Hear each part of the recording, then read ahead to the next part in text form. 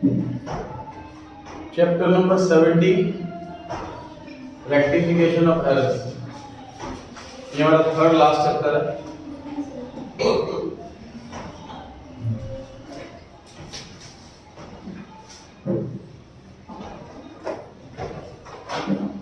Error माने mistake.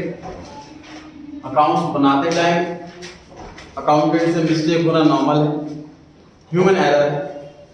कभी 50,000 लिख रहे हैं, कहीं एक जीरो कम लगा दी, एक जीरो ज्यादा लगा दी। बॉस ने बोला राम को सामान बेचा है, तो राम शर्मा में लिखना था, राम वर्मा में लिख दिया।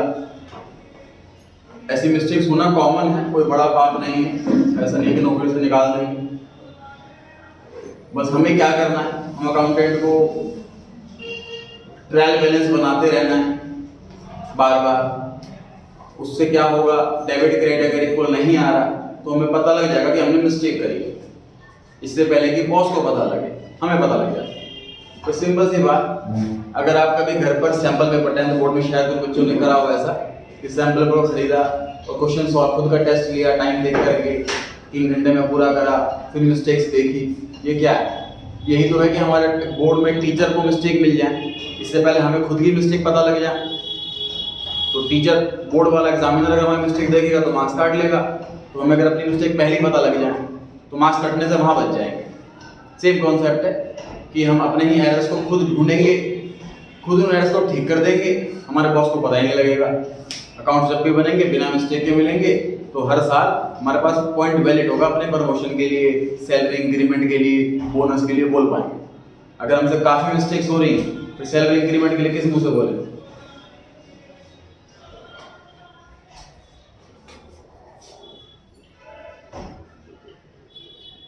Rectification of error. तो इस चैप्टर में हम एरर को ठीक करना सीखेंगे। सर इस चैप्टर में मैं ये एज्यूम करके चल रहा हूं कि आपका जर्नल चैप्टर बड़ा स्ट्रॉन्ग है। अगर नहीं है स्ट्रॉन्ग तो घर जाकर के रिकॉर्डिंग देख लेना, रिवाइज कर लेना। जर्नल चैप्टर स्ट्रॉन्ग चाहिए इस चैप्टर के लिए, क्योंकि सिंपल सी बात देखो, आप एग्जामिनर हो मान लीजिए और आपको चैप्टर आता नहीं है तो कैसे चेक करोगे, कैसे मिस्टेक निकालोगे? मिस्टेक ढूंढना, मिस्टेक को ठीक करना, इस लेवल पर आ गए हम। तो ये लेवल का मतलब यही है कि हमें काम करना आता, तभी मिस्टेक हम निकाल सकते हैं। ठीक है?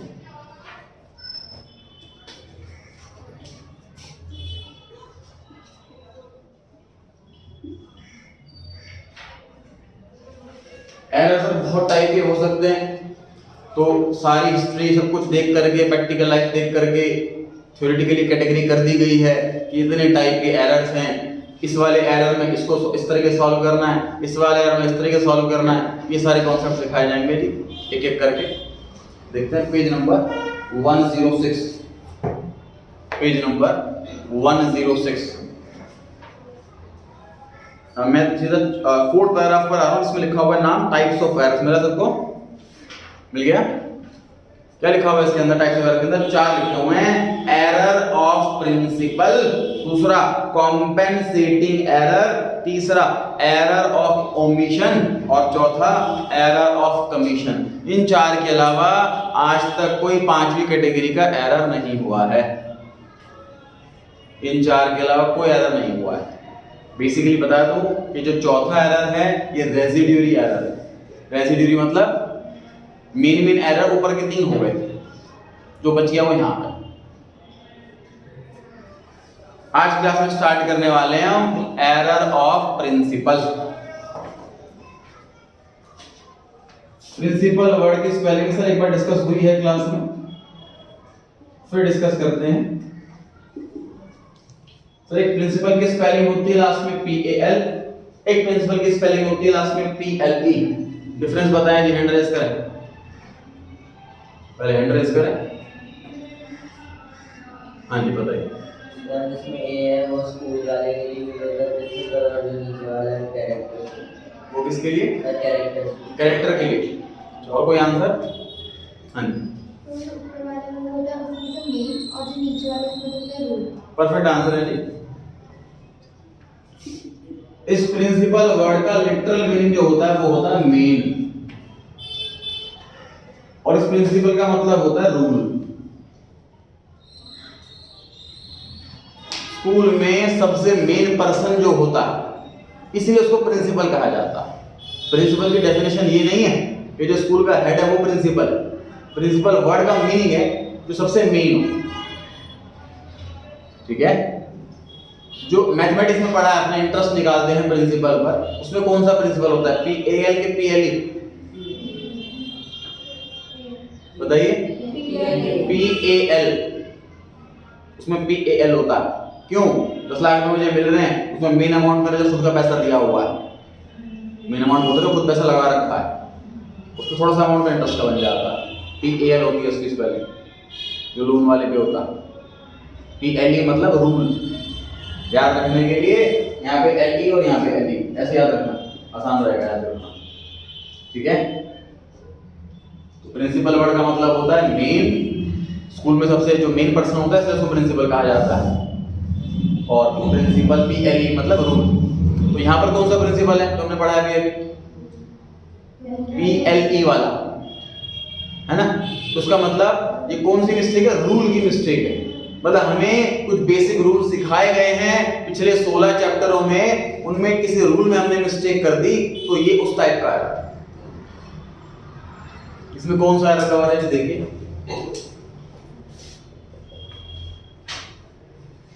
चैप्टर 2 पे वापस लेके जा रहा हूं मैं आपको। एक्सपेंडिचर के दो टाइप, कैपिटल और रेवेन्यू। कैपिटल एक्सपेंडिचर मतलब एसेट, बिल्कुल सही। रेवेन्यू एक्सपेंडिचर मतलब एक्सपेंस, बिल्कुल सही। कैपिटल वर्ड अकेला है तो समझ जाओ ओनर जो पैसा लेकर आया है वो है इसका मतलब। कैपिटल का सफिक्स लगा हुआ एक्सपेंडिचर तो समझ जाओ ये दो वर्ड का एक ही मीनिंग है, एसेट। रेवेन्यू वर्ड अकेला है, समझ जाओ इनकम की बात हो रही है। रेवेन्यू के पीछे लगा हुआ वर्ड एक्सपेंडिचर, ये दो वर्ड इकट्ठे आए तो इन दो वर्ड का एक ही मतलब है, एक्सपेंस। समझ आ रही है बात? अच्छा, अब ये हम चैप्टर 2 में सीख चुके हैं क्या एसेट है क्या एक्सपेंस है। मशीन खरीदना इधर, मशीन का रिपेयर इधर, बाइक खरीदना इधर, बाइक में पेट्रोल डलवाना इधर, बिल्डिंग खरीदना इधर, बिल्डिंग का रेंट देना इधर। अब अकाउंटेंट से क्या मिस्टेक हो गई? ये वाली आइटम इधर लिख दी, ये फिर ये वाली आइटम इधर लिख दी, उसने प्रिंसिपल का एरर कर दिया, रूल का एरर कर दिया। ऐसे एरर को बोलते हैं एरर ऑफ प्रिंसिपल। एग्जांपल लिखा हुआ है मैंने इसके नीचे, जो लिखा हुआ है नेक्स्ट लाइन में। एरर प्रिंसिपल में क्या तीन टाइप के एरर लिखे हुए हैं? Treating expense as an asset, है वो एक्सपेंस, बस गलती से उसको एसेट ट्रीट कर लिया। उससे आगे क्या लिखा है? Treating asset as an expense, था वो एसेट बट उस एक्सपेंस, मतलब इंटर कुछ भी हो सकता है, एसेट को एक्सपेंस, एक्सपेंस को एसेट। तीसरा treating sale of fixed asset, fixed मतलब लॉन्ग टर्म वाली एसेट, मशीन, बिल्डिंग, फर्नीचर, ये सब, as sale of goods, normal goods की सेल ट्रीट कर ली हमने जबकि मशीन या बिल्डिंग बेच रहे थे। तो ऐसे टाइप के एरर होते हैं एरर ऑफ प्रिंसिपल। सर हमें नाम क्यों याद रखना है? पहला थ्योरेटिकल एग्जाम में क्वेश्चन आ सकता है 1 मार्क का, explain what is error of principle. या फिर क्वेश्चन में कोई लैंग्वेज कोई ट्रांजैक्शन दे देगा कि हमने इसकी जगह इसको डेबिट कर दिया वगैरह वगैरह, फाइंड आउट कौन सा एरर है, नाम बताओ। तो चारों एरर का हमें बहुत अच्छे से पहचान पता होनी चाहिए, हम एरर पढ़ के पता लगा पाए कि चारों में से कौन सा एरर है। तो इस पर्पस से हमें थ्योरेटिकली भी पढ़ना है और क्वेश्चंस तो करने ही हैं। अब हम आ गए हैं पेज 107 पर। पेज के बिल्कुल मिड में लिखा हुआ है हेडिंग एरर ऑफ प्रिंसिपल। इसके लिए मैंने एक हिंट दे रखी है ग्रीन कलर से, रॉन्ग अकाउंट को डेबिट कर दो, सॉरी करेक्ट अकाउंट को लिखा है ग्रीन कलर से लिखा हुआ, रॉन्ग अकाउंट को डेबिट कर दो, मैं फिर गलत बोल रहा हूं, करेक्ट अकाउंट को डेबिट कर दो और रॉन्ग अकाउंट को क्रेडिट कर दो। मतलब ट्रांजैक्शन पढ़ने के बाद जो गलत लग रहा है, कोई ये वाला गलत है, इसे क्रेडिट में लिख दो, और जो होना चाहिए था जो सही है उसे डेबिट में लिख दो। ये सॉल्यूशन निकल जाएगा फिर पूरे क्वेश्चन का। पढ़ते हैं कि पहला पॉइंट क्या लिखा हुआ है। 10,000 rupees paid for furniture purchased has been debited to purchases account। Furniture खरीदा है, अकाउंटेंट को बोला भाई फर्नीचर परचेज करा, लिख दो फटाफट से। उसने ध्यान नहीं दिया, उसने परचेज अकाउंट में लिख दिया। कौन सा अकाउंट लिखना चाहिए था उसको? फर्नीचर अकाउंट लिखना चाहिए था। अब ध्यान से देखिए फटाफट से। करेक्ट वाला कौन सा है? Furniture account. करेक्ट वाला डेबिट करना है क्रेडिट करना है? डेबिट करना। रॉन्ग वाला कौन सा है? डेबिट करना क्रेडिट करना है? हो गया complete. Furniture account debited to purchase account, amount same रहेगा 50,000 रुपए, फॉर्मेट बनेगा जर्नल एंट्री का। नोट कर सकते हैं आप साथ साथ। फॉर्मेट बनेगा जर्नल एंट्री का, date, particulars, LF, debit rupees, credit rupees. Exam में एक भी एंट्री आया तो फॉर्मेट पूरा बनेगा। मतलब एक एंट्री बिना फॉर्मेट की जा सकती है, मार्क्स कटेंगे बिना फॉर्मेट के।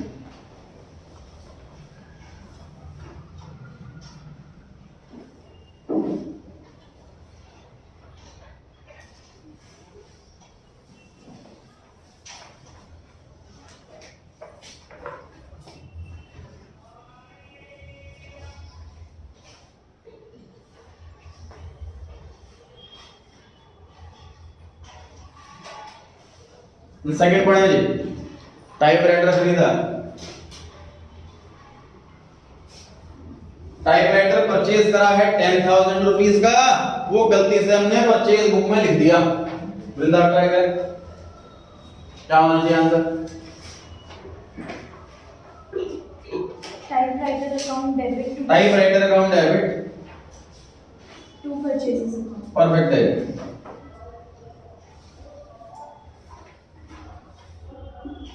टाइपराइटर को डेबिट करना चाहिए था, नहीं करा, उसे डेबिट कर दो। परचेजेस को गलती से डेबिट कर दिया, उसे क्रेडिट कर दो। अमाउंट सेम जो क्वेश्चन में लिखा है। बाबू आपकी बारी।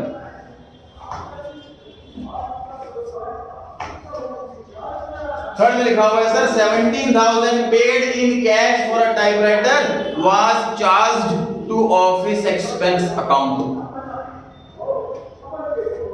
बताइए क्या डेबिट होना चाहिए था, उसे डेबिट कर दीजिए।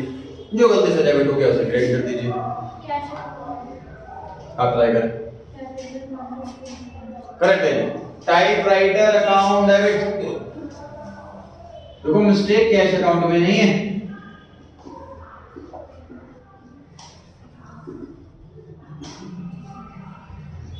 मिस्टेक कैश अकाउंट में नहीं है, टाइपराइटर अकाउंट में है। हमें टाइपराइटर अकाउंट लिखना चाहिए था।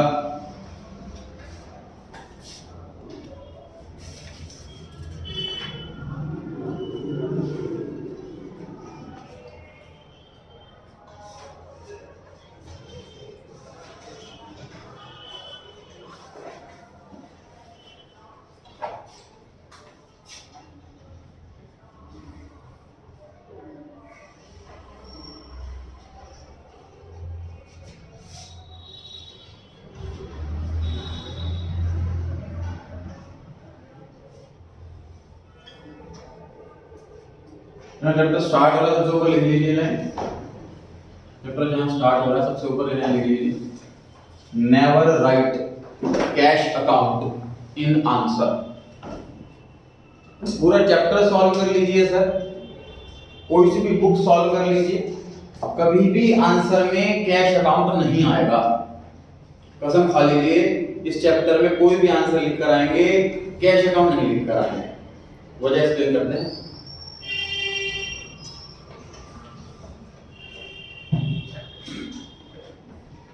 सर प्रैक्टिकल लाइफ में बहुत लोग अकाउंट्स मेंटेन करते हैं। मिस्टेक जनरली कहाँ होती है? जहाँ पर अकाउंट्स जो टैली होता है ना वो लंबे टाइम बाद होता है।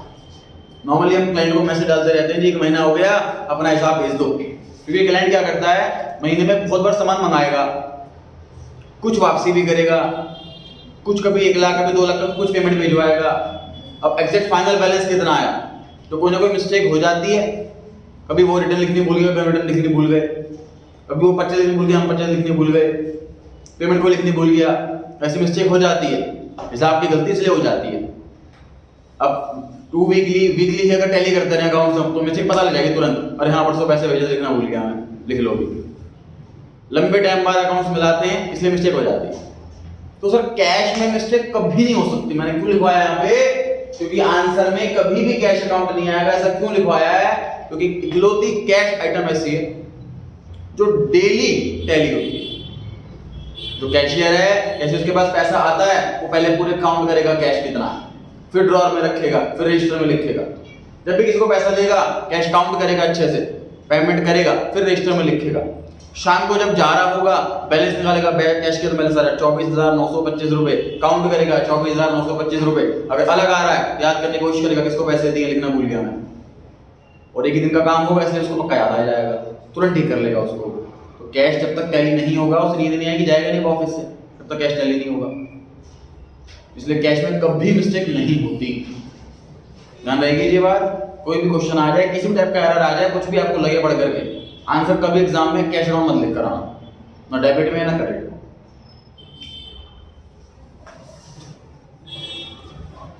राशि आपकी बारी आ गई है। पॉइंट नंबर 4, ऑफिस टेबल खरीदी है 10,000 रुपए की, गलती से परचेज बुक में लिख दिया, बताइए।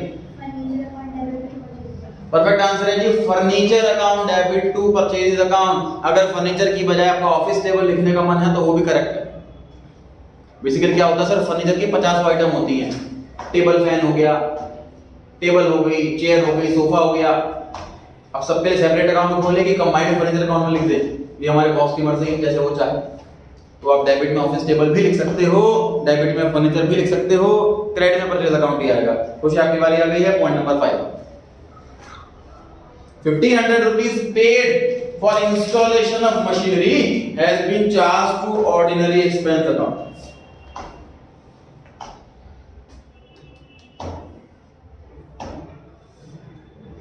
Sir, ordinary expense. यही नाम ordinary expense. Sir, expense account debit. Ordinary expense account debit to installation of machinery account. आगे Khushi Nimit. Sir machinery account debit to ordinary expense. Perfect answer है जी, लिखिए machinery account debit to ordinary expense account. समझे क्या सीखा था हमने chapter journal में, क्या सीखा था हमने चैप्टर 15 डेप्रिसिएशन में? जब तक मशीन कोई भी एसेट रेडी टू यूज ना हो जाए सारे खर्चे उसकी कॉस्ट में ऐड करते हैं। तो मशीन का इंस्टॉल करवाया हमने, मशीन को इंस्टॉल करवाया है तो मशीन अकाउंट डेबिट होना चाहिए था ना। तो करेक्ट अकाउंट मशीनरी अकाउंट है, वो डेबिट होना चाहिए था, डेबिट कर दो। क्वेश्चन में लिखा हुआ है गलती से ऑर्डिनरी एक्सपेंस अकाउंट, ये डेबिट हो गया है तो इसे रिवर्स कर दो, ये रॉन्ग अकाउंट है, इसे क्रेडिट कर दो। क्लियर हो गई जवाब? प्रियांश आपकी बारी है। पॉइंट नंबर 6 में लिखा है an amount of 5,000 spent on annual white washing। Paint हो रहा है जी पेंट ऑफिस में, annual white wash has been debited to building account। Sir ये बताओ ये खर्चा है, ये कौन सा कैपिटल एक्सपेंडिचर है, एक्सपेंडिचर? ये बताओ व्हाइट वॉश कराना कैपिटल एक्सपेंडिचर है कि रेवेन्यू एक्सपेंडिचर है? रेवेन्यू एक्सपेंडिचर है सर, क्योंकि बिल्डिंग को यूज करने के बाद का खर्चा है, ये तो हर साल खर्चा होगा। मान लीजिए मैं अपनी बिल्डिंग बेचूं, अगर मैंने इसको 15 बार पेंट करवाया 1 लाख रुपए का, 15 थोड़ा महंगी हो जाएगी, it's normal expense, ordinary expense, use करने के बाद का खर्चा। तो हमें इसके लिए मिसलेनियस एक्सपेंस या सन्ड्री एक्सपेंसेस ये नाम इस्तेमाल करते हैं। सिंपल सी बात समझिए सर, हर एक्सपेंस के लिए नया खाता नहीं खोलेंगे। हर मान लीजिए आप कोई प्रैक्टिस कर रहे हो, आपको पता है कि मुझे क्वेश्चन की प्रैक्टिस में तो आप नया रजिस्टर नहीं बनाओगे, उसके लिए एक रजिस्टर मिक्स रजिस्टर होगा आपका रफ वाला, सारे काम उसके अंदर कर लोगे। ऐसे हम अकाउंटेंट के पास एक रफ वाला रजिस्टर होता है मिसलेनियस एक्सपेंस या सन्ड्री एक्सपेंसेस के नाम से। कोई ऐसा एक्सपेंस जो साल में एक आध बार होता है, रेयर होता है, उसको हम यहाँ लिखते हैं। तो व्हाइट वॉश ऐसा खर्चा नहीं तो हर महीने होगा, तो बार बार लिखना पड़ेगा, स्पेशल अकाउंट चाहिए इसके लिए। तो सन्ड्री एक्सपेंस या मिसलेनियस एक्सपेंस ये नाम लिखना चाहिए था, लेकिन गलती से बिल्डिंग अकाउंट लिख दिया। क्वेश्चन में ये मिस्टेक, आप बताइए correct answer. miscellaneous expenses account debit to correct है जी, miscellaneous expenses account debit to building account, ये आंसर बना। मिसलेनियस की जगह आप सन्ड्री भी लिख सकते हैं। क्लियर? किसी को ना हुआ हो, डाउट लगे तो बीच में रोक के पूछ सकता है। नेक्स्ट 7, कृष्णा आपकी बारी आ गई है। A check of 5,000 received from Edu was dishonored and was debited to discount account। Sir, expense account debit to discount. आप ट्राई करें जुगल।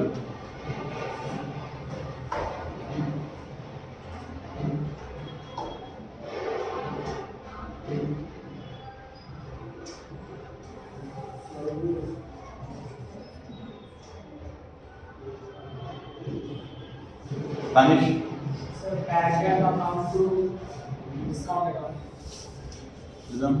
Add account to discount perfect answer है जी। देखिए जी, एडयू debit to discount account, explain करता हूं उसको। एडयू डेबिट टू डिस्काउंट अकाउंट, ईडीयू एडयू डेबिट टू डिस्काउंट अकाउंट। समझो जी बोर्ड का लॉजिक।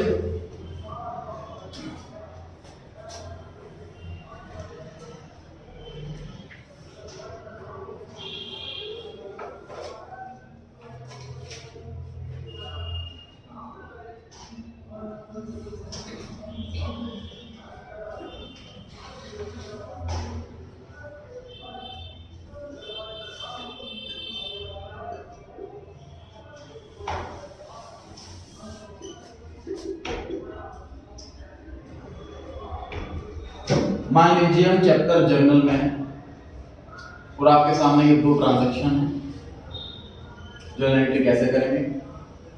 वृंदा पहले वाली एंट्री बताएं। Bank account debit to add.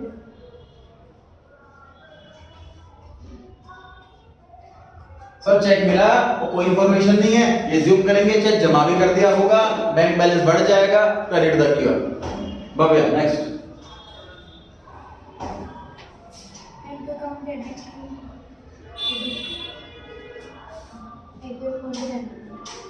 Reverse entry कर देंगे सर,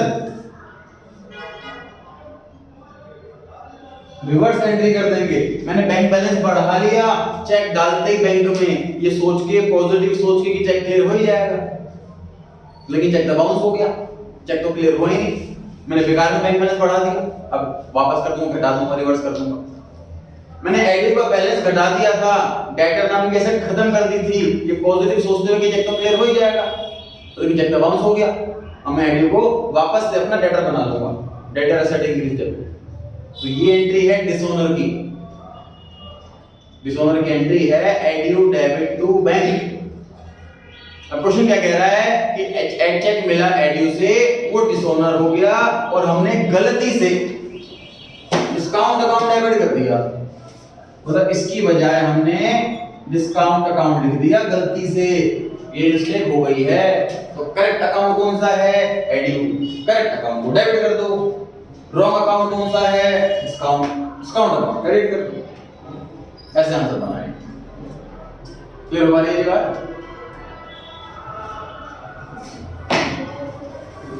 सर इस चैप्टर की प्रैक्टिस बुक से नहीं हो सकती, टीएस ग्रेवाल से, जब तक चैप्टर पूरा ना हो जाए। ये बड़ी मिस्टेक कर रखी है उस बुक के अंदर कि सारे एरर्स मिक्स करके दे रखे हैं। अब क्वेश्चंस करने बैठोगे, पहले क्वेश्चन के अंदर ही सारे टेक्स्ट आ रहा है, पहले से लेकर लास्ट तक, कोई कैटेगरी नहीं बना रखी। तो ये जब मैं पढ़ाता जाऊंगा आपको error wise, first error, start error, principal, इसको स्ट्रांग कर लेंगे, कमांड अच्छी आ जाएगी, इसके एमसीक्यू भी और इसके नॉर्मल क्वेश्चंस भी, एक एक एरर कंप्लीट करेंगे, फिर जब चैप्टर कंप्लीट हो जाएगा यहाँ पर तब आप प्रैक्टिस कर पाओगे टीएस ग्रेवाल की बुक्स। आगे जी पॉइंट नंबर 8 पर, चेक ऑफ 1100 राशि आपके बारी received from Eddie was dishonored and has been posted to the debit of sales return account. Perfect answer है जी, एडियो debit to sales return account. Same question ही तो है ये, पर पिछली बार डिस्काउंट को गलती से डेबिट कर दिया था, इस बार गलती से सेल्स रिटर्न को डेबिट कर दिया है, बाकी पूरा क्वेश्चन तो सेम ही है। आंसर बना एडियो debit to sales return account. कुछ आपकी बारी है। Next point number 8, 8000 rupees paid rent was wrongly debited to landlord's account.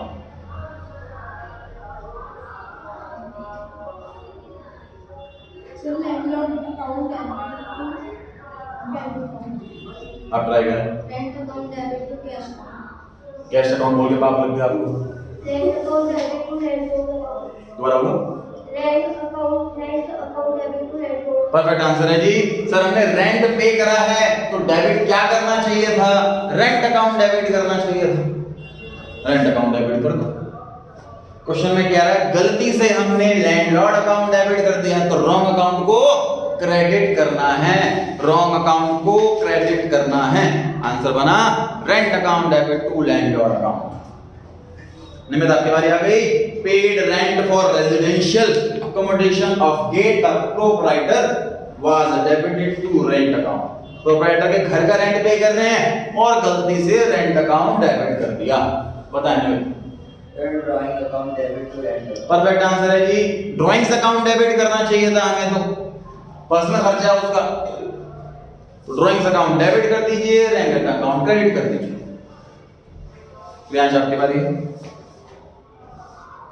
11 goods worth 3000 rupees bought by the proprietor for his personal use without any payment being made as yet were wrongly entered in the purchase book. बताएं। Drawings account debit drawings account debit to purchase. To purchase बिल्कुल सही है जी। Proprietor के personal खर्चों के लिए purchasing हो रही है तो हमें ड्राइंग्स अकाउंट डेबिट करना चाहिए था। गलती से हमने परचेज बुक में लिख दिया, मतलब परचेज बढ़ा दी, अब परचेज घटा दो।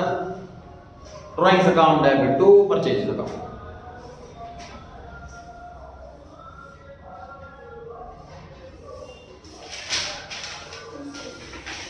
आदित्य आपकी बारी। Sale of old furniture worth 3000 rupees treated as sales of goods.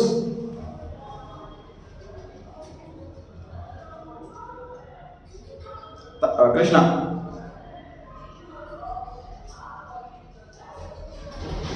Sales account to furniture account. Perfect answer लिख लीजिए। Sales account debit to furniture account. Sales account debit to furniture account.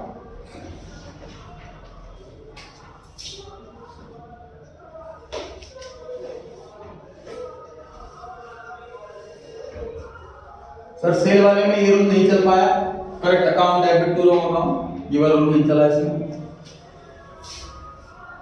देखिए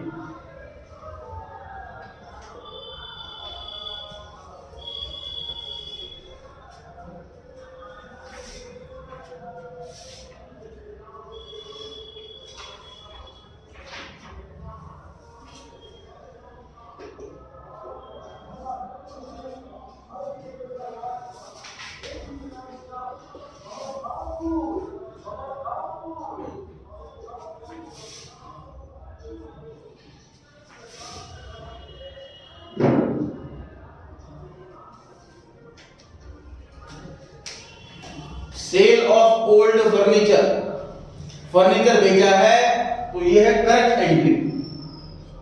पैसा आ रहा है कैश अकाउंट डेबिट, फर्नीचर जा रहा है asset decrease credit, ये एंट्री होनी चाहिए थी। Was treated as sale of goods, मतलब रॉन्ग एंट्री ये। पैसा आ रहा है कैश अकाउंट डेबिट, ये तो सही करा, कोई मिस्टेक नहीं करी इसमें, लेकिन सेल्स अकाउंट क्रेडिट हो गया। अब ये सिचुएशन हमारे सामने है और हमें ऐसा कुछ करना है कि जो मिस्टेक हमारी वो ठीक हो जाए। चेक करते हैं सर, कैश अकाउंट डेबिट होना चाहिए था, कैश अकाउंट डेबिट ही हुआ है, कैश अकाउंट कोई मिस्टेक नहीं, इसको नहीं ठीक करना। फर्नीचर अकाउंट क्रेडिट होना चाहिए था, कुछ भी नहीं हुआ, अब क्रेडिट कर दो, ये भी ठीक हो गया। सेल्स अकाउंट कुछ भी नहीं होना था, देखो करेक्ट एंट्री में सेल्स अकाउंट है ही, सेल्स अकाउंट को कुछ भी नहीं करना था और गलती से हमने क्रेडिट कर दिया। ठीक कैसे करें? रिवर्स करें, डेबिट करें। जिसको गलती से डेबिट कर दिया उसे ठीक करके क्रेडिट कर दो, जिसे गलती से क्रेडिट कर दिया उसे ठीक करके डेबिट कर दो। जिसे क्रेडिट करना था नहीं करा, कर दो। ठीक है, एग्जाम में सिर्फ ये वाला आंसर लिख करके आना है। आप रफ में, एग्जाम के टाइम रफ में प्रैक्टिस के लिए ये दोनों लिख करके देख सकते हैं, अंडरस्टैंडिंग के लिए ये वाला आंसर कैसे आएगा। तो आप कॉपी में चाहो तो तीनों नोट कर सकते हो, क्योंकि एग्जाम में जानता ना एक ही एंट्री करनी है, तीनों करके आओगे तो मार्क्स नहीं मिलेंगे।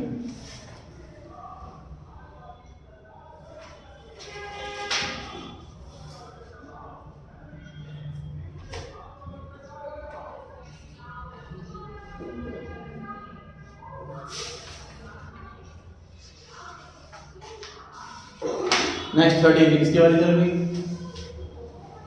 बता wages paid account debit to machine account. Tanish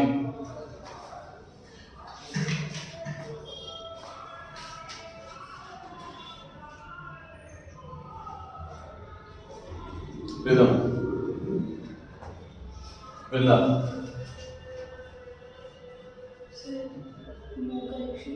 correct है। तो एग्जाम में ऐसा एरर भी आ सकता है आपको कंफ्यूज करने के लिए जो एक्चुअल में एरर है ही नहीं। वेजेस पे करिए मशीन को इंस्टॉल करने के लिए तो मशीनरी डेबिट होना चाहिए था और मशीनरी ही डेबिट हुआ। एग्जाम में नो एरर लिख कर गए, ठीक है, ये ऑलरेडी करेक्ट है, कोई एरर है ही नहीं इसके अंदर। एमसीक्यू पर आ गई पहला question, error relating to fundamental aspect of accounting. Sir fundamentally खराब है अकाउंटेंट की, एसेट को एक्सपेंस बना दी, एक्सपेंस को एसेट बना दिया, ऐसा कौन सा एरर है? Option number A, error of principle. Second question, 2000 rupees paid as wages for installation of a machine should be debited to. Vrinda बता, आप बता पाओगे? मशीन के अकाउंट डेबिट होना चाहिए। क्रेडिट क्या होना चाहिए इसी का? सेकंड क्वेश्चन में अच्छा एरर बताए नहीं, चलिए ठीक, बी ऑप्शन करेक्ट है। थर्ड क्वेश्चन पर आ गए, wages paid for erection of a machine debited to wages account. ये किस एरर का एग्जांपल है प्राची? प्रिंसिपल एरर का एग्जांपल है ये कि हमें मशीन के इरेक्शन करा रहे थे तो मशीन डेबिट करना चाहिए था, एसेट होना चाहिए था, हमने एक्सपेंस में लिख दिया, वेजेस में लिख दिया, तो प्रिंसिपल वाला है। Fourth, wages 500 rupees paid for installation of a new machine was wrongly posted to wages account instead of machinery account। तो ये किस टाइप का एरर है? प्रिंसिपल वाला एरर है। Question number 5, on purchase of old furniture the amount 1000 spent on its repairs। खुशी क्या debit करना चाहिए कि हमने पुराना फर्नीचर खरीदा है, उस पे रिपेयरिंग करवाई है, तो रिपेयर अकाउंट डेबिट करें कि फर्नीचर अकाउंट डेबिट करें? बताएं जी। हाँ जी, फर्नीचर अकाउंट याद कीजिए, क्या सीखा हमने अब तक? सर रिपेयर का खर्चा कब कॉस्ट में ऐड करते हैं, कब नहीं करते हैं? कटर फिटिंग में सिखाया गया था, आपको याद कीजिए।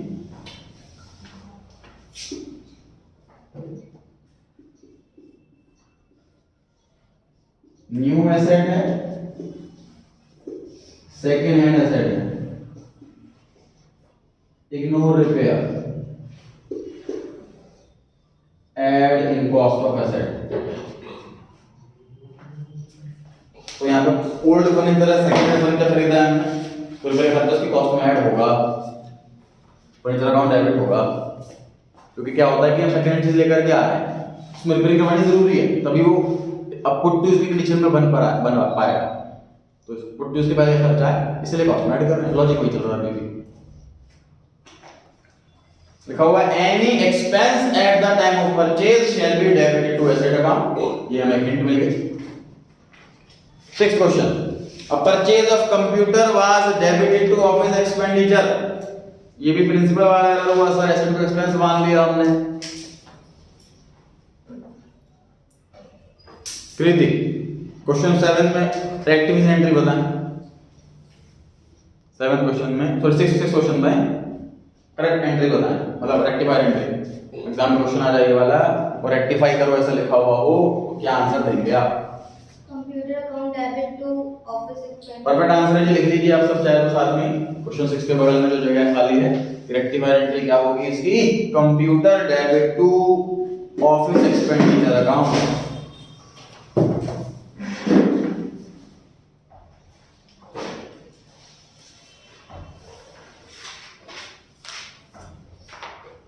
सेवेंथ क्वेश्चन, परचेज करा है ऑफिस फर्नीचर 1200 रुपए का, डेबिट कर दिया जनरल एक्सपेंस में, एसेट को एक्सपेंस मान लिया, ये भी प्रिंसिपल वाला एरर है। उसी रेक्टिफाइड एंट्री बताएं इसकी।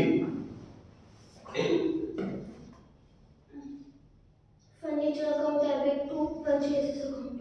गलत, Nimit 7th question, sir office furniture account to general expense. Correct है।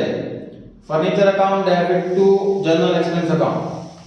देखिए furniture account debit, office word लगाना ना गलत है और ना सही है, लगाओगे तो मार्क्स कटेंगे नहीं, ना मार्क्स मिलेंगे, क्योंकि फर्नीचर ऑफिस में रिकॉर्ड करेंगे हम अपने बुक्स में, घर का तो रिकॉर्ड करेंगे ही नहीं। तो ऑफिस सारे आइटम ऑफिस के ही है। बाकी ऑफिस फर्नीचर लिखें तो भी ठीक, ना लिखें तो भी ठीक, फर्नीचर अकाउंट लिखना है। तो लिखिए answer furniture account debit to general expense account. Practice के लिए और क्वेश्चंस प्रैक्टिस हो जाएगी हमारे इसके थ्रू। 8th क्वेश्चन, प्रियांश आपकी बारी आ गई है। अ क्लॉथ मर्चेंट परचेज फर्नीचर, कपड़ों का व्यापारी है, कपड़ा खरीदना उसका काम है, गुड्स उसके लिए जो है वो कपड़ा है, क्लॉथ है, फर्नीचर नहीं। उसने खरीदा फर्नीचर और परचेज बुक में लिख दिया नालायक ने, तो ये प्रिंसिपल एरर है, ये तो बात पता ही है। आंसर क्या होगा? Furniture account debit to purchase. Furniture account debit to purchase account. लिखिए answer furniture account debit to purchase account. 9th पर आ गए, पुराना फर्नीचर बेचा है, गलती से हमने उसको सेल्स अकाउंट में लिख लिया, तो सर एसेट बेची है और सर उसको हमने इनकम मान लिया, तो ये प्रिंसिपल वाला ही एरर है। आदित्य करेक्ट एंट्री क्या होगी इसकी? Sales account to furniture account. Correct है कि sales account debit to furniture account. Furniture बेचा है, फर्नीचर क्रेडिट होना चाहिए था, गलती से सेल अकाउंट में लिख दिया, उसको ठीक कर दो। Sales account debit to furniture account. देखते हैं सभी आंसर साथ साथ और अच्छी प्रैक्टिस हो जाएगी क्वेश्चंस की भी। 10th question, sale of old furniture is erroneously entered in the sale book। तो रेक्टिफाइड एंट्री क्या होगी कृष्णा?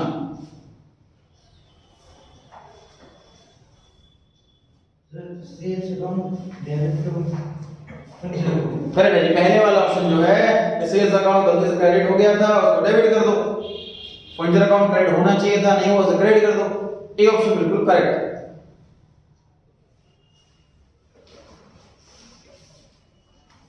11th पे आ गए। If one of the car purchased bye a car dealer, so normally अगर कार खरीदी जाए तो कार अकाउंट डेबिट होगा, लेकिन अगर कार का डीलर कार खरीदे तो वो कार अकाउंट डेबिट नहीं करेगा, परचेज अकाउंट डेबिट करेगा, क्योंकि उसके लिए कार गुड्स है, कार डीलर के लिए कार गुड्स हैं। तो इस बार कार डीलर ने कार खरीदी बिजनेस पर्पस के लिए।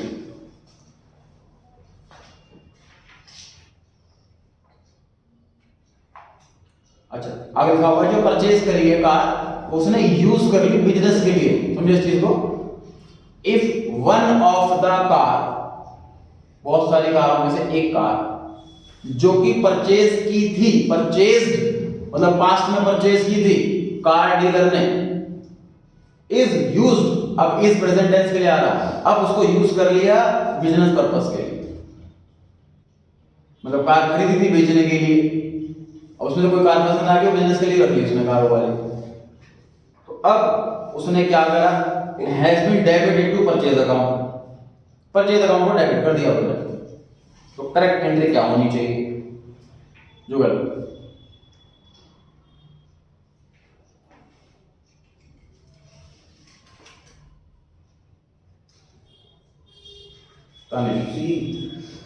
सी ऑप्शन करेक्ट है जी। सर मोटर कार नाम की एसेट क्रिएट हो गई है तो मोटर कार डेबिट होना चाहिए था, और क्वेश्चन क्या रहा है, हमने गलती से परचेज अकाउंट डेबिट कर दिया, उसे ठीक करने के लिए डेबिट करना पड़ता है। करेक्ट अकाउंट को डेबिट कर दो, मोटर का रॉन्ग अकाउंट क्रेडिट कर दो, परचेजेस,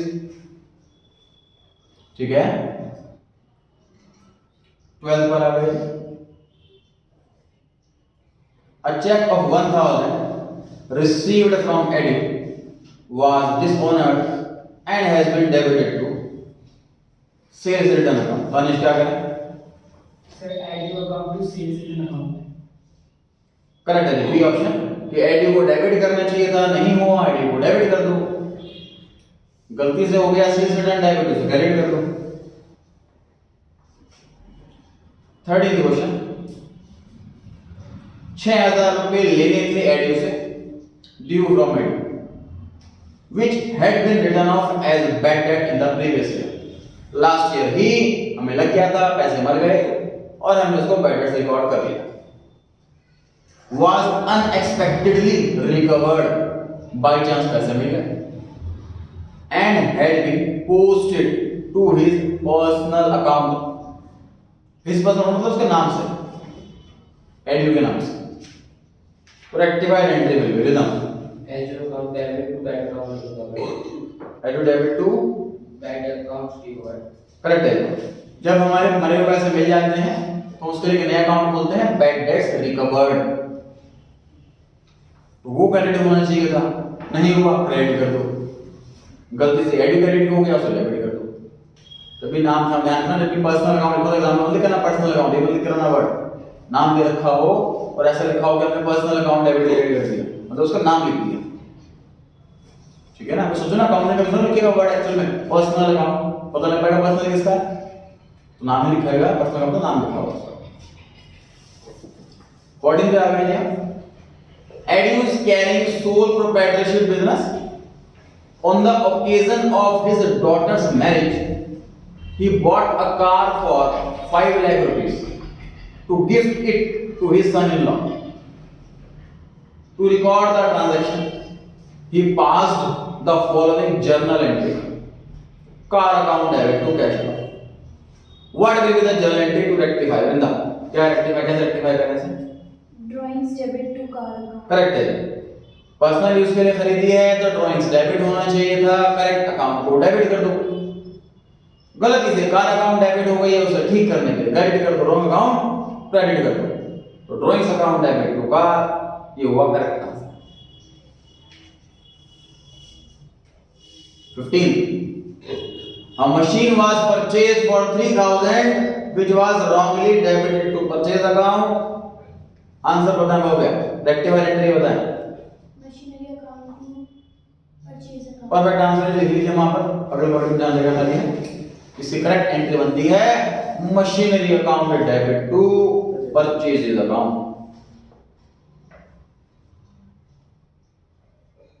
इसके जो ऑप्शंस हैं एक्सप्लेन किया जाएगा सही समय पर, इसको मैं भी स्किप कर रहा हूं।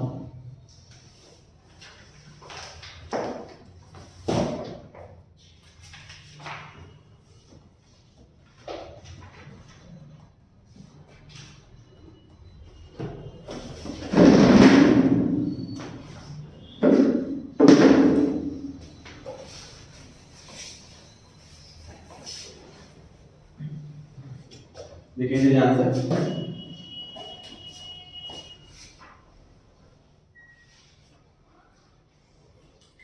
जर्नल से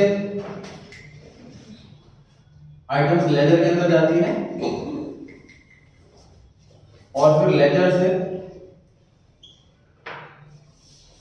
ट्रायल बैलेंस के अंदर जाती है। यहां पर रिकॉर्ड करते रहते हैं डेली बेस पर, यहां से यहां पोस्टिंग करना अकाउंटेंट को जब फ्री टाइम मिले, डेली करना चाहे डेली, वीकली करना चाहे weekly, generally at the end of the day, मतलब सारी ट्रांजैक्शन पूरी हो गई, इवनिंग खत्म हो गई, अब लेन देन नहीं हो रहा, तब किया जाता है जनरल से लेजर वाला काम। जैसे बैंक में भी कहते हैं कि 4 बजे पब्लिक के लिए ऑफ होता है, लेकिन स्टाफ 6, 7, 8 बजे जाता है, 9, 10 बजे बच जाते हैं, तो ये वाला काम भी कर रहे हैं इसको। इसके बाद ये बनाने के लिए मर्जी है सर, डेली बनाओ, वीकली बनाओ, मंथली बनाओ, ईयरली बनाओ। ट्रायल बैलेंस में हम सारे अकाउंट्स लिखते हैं, डेबिट और क्रेडिट, फिर उनका टोटल करते हैं 24 लाख, 25 लाख। अगर अलग अमाउंट आ रहा तो पक्का कोई ना कोई मिस्टेक ढूंढ में रहता है, मिस्टेक ढूंढने में रहता है, मिस्टेक कहाँ है, कैसे मिलेगी, दिमाग लगाना शुरू कर देते हैं। अगर दोनों इक्वल आ रहे हैं तो इसका मतलब ये नहीं है कि मिस्टेक नहीं है। बस सिंपल सी बात समझो जी, मैं आप लोगों से पूरी बुक में से 5 क्वेश्चन पूछूं और आपको 5 नहीं आते तो आप पक्का ना लगाएं, और आपको बाई चांस 5 आते हैं, इसका मतलब ये नहीं कि आपको पूरी बुक अच्छे से आती है कि नहीं। तो पूरी बुक में से 5 क्वेश्चन तो पूछे हैं मैंने, बाई चांस वही क्वेश्चन आपको आते हैं। समझ आ रही है बात? बिल्कुल इस तरीके से है कि सर बहुत सारे एरर्स हैं जो ट्रायल बैलेंस रिवील नहीं करता, नहीं बता पाता, क्योंकि वो अमाउंट के नहीं अकाउंट के एरर। फिर मान लीजिए यहाँ पर 5,000 का अमाउंट राम के नाम से आना था, हमने क्या मिस्टेक कर दी, राम की जगह श्याम लिख दिया, लेकिन लिखा तो 5,000 ही। तो ऐसे मिस्टेक मिल ही नहीं पाएगी ट्रायल बैलेंस को। ये मिस्टेक कैसे मिलेगी सर?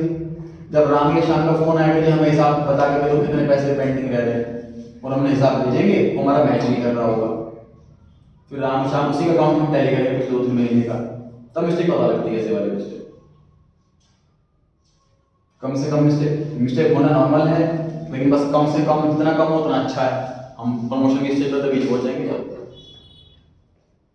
अब जो हमने अभी एरर पढ़ा है, एरर ऑफ प्रिंसिपल, इसमें माइंड लगाइए, क्या ट्रायल बैलेंस ये एरर बता पाएगा या नहीं बता पाएगा? क्या लगता है आपको? एरर ऑफ प्रिंसिपल, ये वाला एरर ट्रायल बैलेंस रिवील कर पाएगा कि नहीं रिवील कर पाएगा? इसका आंसर आपको पता क्या देना चाहिए, कैसे सोच के देना चाहिए कि मिस्टेक जितनी भी हुई है इस एरर में, वो अकाउंट की मिस्टेक थी कि अमाउंट की मिस्टेक थी? अकाउंट की मिस्टेक थी। कि मशीनरी की जगह वेजेस लिख दिया, फर्नीचर की जगह परचेज लिख दिया, अमाउंट की तो कोई मिस्टेक नहीं, तो डेबिट क्रेडिट तो बराबर ही आएगा ट्रायल बैलेंस में, मिस्टेक पता ही नहीं लग पाएगी ट्रायल बैलेंस। तो एरर ऑफ प्रिंसिपल वाली मिस्टेक ट्रायल बैलेंस रिवील नहीं कर पाता। पेज 106, ऊपर से तीसरी लाइन, 106 के ऊपर से तीसरी लाइन क्या लिखी हुई है? Errors in which trial balance will tally. Tally हो जाएगा मतलब बराबर बराबर आएंगे दोनों साइड, मतलब मिस्टेक पता नहीं लग पाएगी। कौन कौन से एरर हैं? एरर ऑफ प्रिंसिपल है, एरर ऑफ फुल ओमिशन है और कॉम्पेंसेटिंग एरर। इन वाले एरर में ट्रायल बैलेंस बताता नहीं कि ये वाला एरर हो पाया। उसके बाद errors in which trial balance will not tally. Trial balance tally नहीं होगा, डेबिट क्रेडिट बराबर नहीं आएगा, मतलब मिस्टेक तुरंत पता लग जाएगी। ये कौन सा एरर है? एरर ऑफ पार्शियल ओमिशन और एरर ऑफ कमीशन, सिर्फ इन दो एरर। तो एरर तो टोटल 4 थे, 5 कैसे हो गए? 4 एरर कौन कौन से? तो उसके नीचे लिखा हुआ है ना, error of principal, compensating, omission और कमीशन। अब मैंने ऊपर 5 लिखे होंगे, 5 कैसे हो गए? 4 से।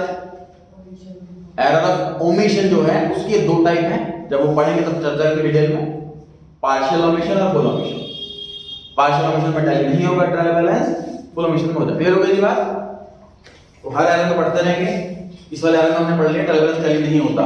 अब वापस आ जाइए, क्वेश्चन नंबर 15 का आंसर दीजिए 109 पेज पे। क्वेश्चन 15 का आंसर दीजिए, a machine was purchased for 3000 which was wrongly recorded in the purchase account due to this error. Option A कहता है trial balance will show difference, फर्क आ जाएगा ट्रायल बैलेंस में। बी ऑप्शन कहता है trial balance will not show difference, कोई फर्क नहीं आएगा ट्रायल बैलेंस में, बराबर बराबर आएगा। कौन सा सही है? बी ऑप्शन सही है। इसमें नोटिस करो एक बात, क्वेश्चन में ऐसा कहीं नहीं लिखा कि ये एरर ऑफ प्रिंसिपल है। हमें क्वेश्चन में एरर पढ़ना है, खुद ही माइंड लगाना है कि कौन सा एरर है चारों में से, उसके बाद फिर आंसर देना। अभी तो मैं एरर प्रिंसिपल ही पढ़ा तो पता है हमें पहले से एरर प्रिंसिपल ही है, तो पूरा चैप्टर कंप्लीट कर लेंगे, एग्जाम में क्वेश्चन आएगा तो एग्जाम में बताएगा नहीं प्रिंसिपल एरर है, तो इसलिए बहुत ज्यादा मतलब हर एरर ध्यान रखना, पहचान रखनी हर एरर की। 16th question, error of principle, पहला option can be known by trial balance, बता देगा, जबकि ट्रायल बैलेंस जब बराबर है तो कैसे बता देगा? B option can't be known by trial balance, trial balance नहीं बता पाएगा क्योंकि डेबिट क्रेडिट साइड बराबर आएगी। मैं एग्जांपल भी लिख दिया इसमें। सी ऑप्शन मे और may not be known from the trial balance, commission वाला एरर के अंदर भी हम फर्दर कैटेगरी पढ़ने वाले हैं। एरर ऑफ कमीशन के अंदर कुछ एरर ऐसे हैं जो ट्रायल बैलेंस बता देता है, कुछ नहीं बता पाता है, इसलिए मे और मे नॉट बी। तो ग्रीन कलर से लिखा है वो क्वेश्चन का पार्ट नहीं है, मैंने हिंट दे रखी है, जो ब्रैकेट में ग्रीन कलर से लिखा हुआ है तो क्वेश्चन का पार्ट नहीं, एग्जाम में क्वेश्चन भी अवेलेबल नहीं होगा, ये मेरी तरफ से हिंट दे रखी है। तो इस क्वेश्चन में बी ऑप्शन आंसर आया। क्लियर हो गई ये बात? जितना कराया उसको रिवाइज करके आएंगे, आज इतना ही।